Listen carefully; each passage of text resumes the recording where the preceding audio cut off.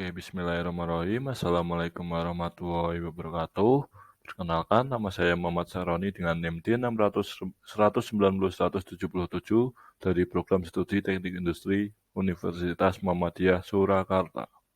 Di sini saya akan menjelaskan terkait dengan materi break-even point untuk memenuhi tugas dari mata kuliah yaitu analisis estimasi biaya.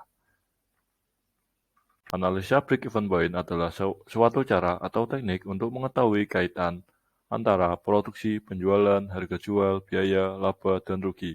Dengan mengetahui perkaitannya, analisa break-even point dapat digunakan untuk membantu menetapkan sasaran perusahaan atau organisasi jasa. Perusahaan dikatakan mencapai break-even apabila setelah dibuat perhitungan rugi laba dari suatu produk kerja dari suatu kegiatan usaha tertentu, perusahaan itu tidak memperoleh laba, tapi juga tidak menderita kerugian, atau jika perusahaan itu memperoleh hasil dari penjualan atau seluruh penghasilan dijumlahkan, jumlah itu sama besarnya dengan seluruh biaya yang telah dikorbankan. Manfaat BEP.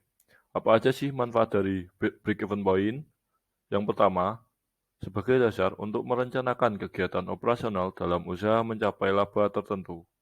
Jadi dapat digunakan untuk perencanaan laba atau profit planning. Yang kedua, sebagai dasar untuk mengendalikan kegiatan yang sedang berjalan, yaitu untuk alat pencocokan antara realisasi dengan angka-angka dalam perhitungan break-even atau dalam cap break-even atau sebagai alat pengendalian atau controlling. Bahan pertimbangan dalam menentukan harga jual, yaitu setelah diketahui hasil-hasil perhitungannya menurut analisa break-even dan laba yang ditargetkan. Sebagai bahan yang keempat, sebagai bahan pertimbangan dalam mengambil keputusan dengan terlebih dahulu melihat berapakah titik break-even-nya. Berikut adalah asumsi dasar. Yang pertama, biaya di dalam perusahaan dibagi dalam golongan biaya variabel dan golongan biaya tetap. Yang kedua, biaya variabel, besarnya biaya variabel secara totalitas berubah-ubah secara proporsionik dengan volume produksi atau penjualan. Ini berarti bahwa biaya variabel per unitnya adalah tetap sama. Yang ketiga, harga jual per unit tidak berubah selama periode yang dianalisa. Ketiga, besarnya biaya tetap secara totalitas tidak berubah meskipun ada perubahan volume produksi atau penjualan. Ini berarti bahwa biaya tetap per unitnya berubah-ubah karena adanya perubahan volume kegiatan. Yang terakhir, perusahaan hanya memproduksi satu macam produk. Apabila diproduksi lebih dan satu macam produk, perimbangan penghasilan penjualan antara masing-masing produk atau sales mix-nya adalah tetap konstitusikan menjadi dua, yaitu biaya tetap. Pengertiannya, biaya tetap adalah jenis-jenis biaya yang selama satu periode kerja adalah tetap jumlahnya dan tidak mengalami perubahan. Satu periode kerja bisa berubah 1 minggu, 1 bulan, atau 1 tahun. Karakteristik dari biaya tetap adalah berikut. Biaya tetap jumlah totalnya tetap konstan, tidak dipengaruhi oleh perubahan volume kegiatan dengan tingkatan tertentu. Selanjutnya, alokasi ke bagian-bagian sering dilakukan berdasarkan keputusan pimpinan atau berdasarkan suatu metode alokasi. Selanjutnya, tingkat kekonstanan total biaya tetap terbatas dalam jarak kapasitas yang dinamakan jarak relevan atau relevant range. Yang terakhir, pengawasan atas terjadinya biaya terletak pada pimpinan eksekutif dan bukan pada pimpinan operasional. Jenis biaya-biaya yang berubah berdasarkan volume kegiatan. Jika volume kegiatan bertambah, maka bertambahlah biaya variabel. Jika volume kegiatan turun, maka turunlah biaya variabel. Karakteristik dari biaya variabel ada 4. Yang pertama, biaya variabel persatuan atau unit cost tidak dipengaruhi oleh kegiatan volume kegiatan. Yang kedua, dapat dengan mudah dialokasikan pada bagian-bagian operasional. Yang ketiga, pemakaian dan pengawasannya dapat dilimpahkan pada bagian yang bersangkutan. Yang keempat, biaya variabel jumlah totalnya berubah sebanding dengan perubahan volume kegiatan. Biaya dapat bersifat konstan, tetapi tetap rata-rata bersifat variabel atau tidak konstan.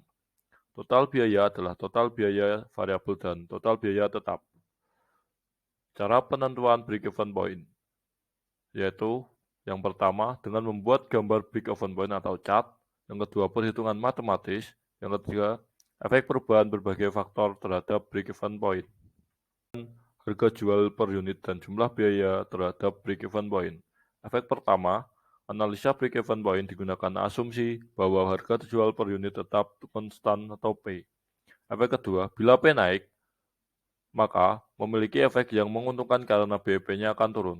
Efek ketiga, gambar BEP, titik break-even akan bergeser ke kiri, yang berarti untuk tercapainya BEP cukup diperlukan jumlah produk yang lebih kecil. Efek perubahan sales mix terhadap break-even point. Efek pertama, sales mix untuk mencari break-even point dari 2 atau lebih produk yang dihasilkan perusahaan. Efek kedua, apabila ada perubahan sales mix, maka BEP-nya secara totalitas akan berubah.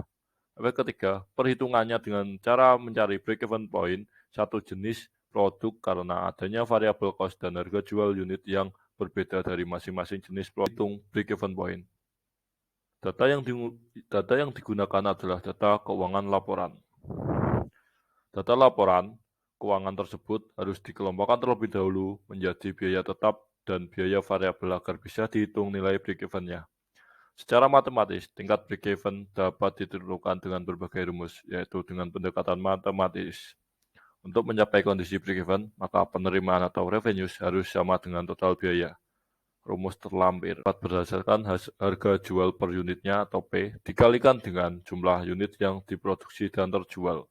Sedangkan total cost terdiri dari biaya tetap atau fixed cost atau biasa disebut FC dalam biaya variabel atau variabel cost atau biasa disebut VC dengan penjelasan atau rumus terlampir.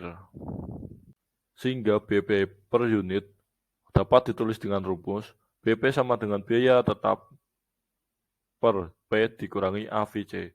Untuk mendapatkan rumus BP dalam rupiah, maka BP dalam unit dikalikan dengan harga jual per unit dengan rumus terlampir. Sehingga BP rupiah dapat ditulis dengan rumus BP sama dengan biaya tetap per 1 dikurangi biaya variabel per penerimaan, di mana P yaitu harga jual per unit, AVC yaitu biaya variabel per unit. Terima kasih. Sekian presentasi dari saya. Kurang lebihnya saya mohon maaf. Wassalamualaikum warahmatullahi wabarakatuh.